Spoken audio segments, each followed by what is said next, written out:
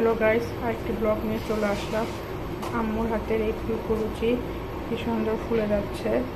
আম্মুর হাতের এই রুটিটি খুব স্বাদ খেতে, সবাই পছন্দ করে। আমার ছেলে খুব পছন্দ করে, খালি বলে নানু রুটি বানাও, রুটি বানাও, তোমার হাতের রুটি পছন্দ। সে মাংসের ঝোল দিয়ে খেতে খুব পছন্দ করে। এই যে আম্মুর হাতের রুটি, যে আম্মুর হাতে বানানো রুটি।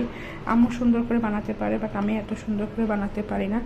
আম্মু সুন্দর গোল হয়, আমি আটাটা কাইট করে দিতে পারি, বানাতে পারি না, কারণ আমার গোল হয় না, এরকম সুন্দর গোল হয় না। আম্মুরটা সফট হয়, খেতেও স্বাদ লাগে, এবং আমার ছেলে খুব পছন্দ করে। পাতলা হয়, আমি বানালে আমার রুটিটি একটু মোটা হয়ে যায় বানানো। কে কীভাবে বানান কমেন্টে জানাবেন। এবং আমার ছেলে মাংসের ঝোল দিয়ে রুটি খেতে অনেক পছন্দ করে, আর এই রুটি খুব পছন্দের একটি জিনিস।